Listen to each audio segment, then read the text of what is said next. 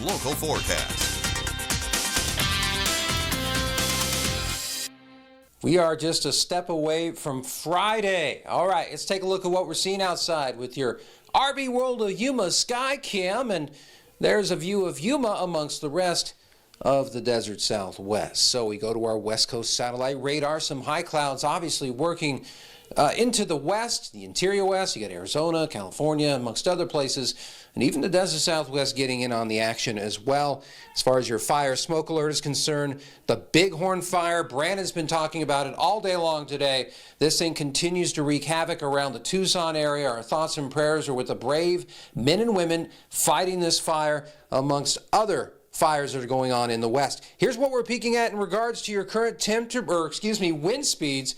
We definitely amped it up a little bit tonight. Nothing too crazy, but this is just the beginning of what is to come for sure for us. And as far as your current temperatures are concerned in the Imperial Valley, we pretty much are sitting in the 90s at this particular point. For the most part, the upper 90s. Over in the Yuma side of things, very similar conditions apply.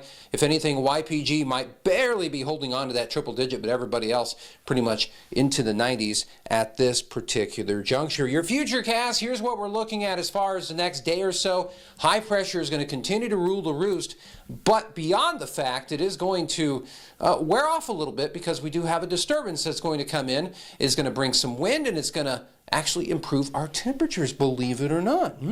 All right, here's a look at our future winds. Speaking of which, look to the Imperial Valley because that's where the main emphasis is going to be. I mean, this is where we're going to see most of the activity, and a lot of it's going to be later in the day, the next couple of days. So later tomorrow, later Friday, we'll pick up those wind speeds and then some.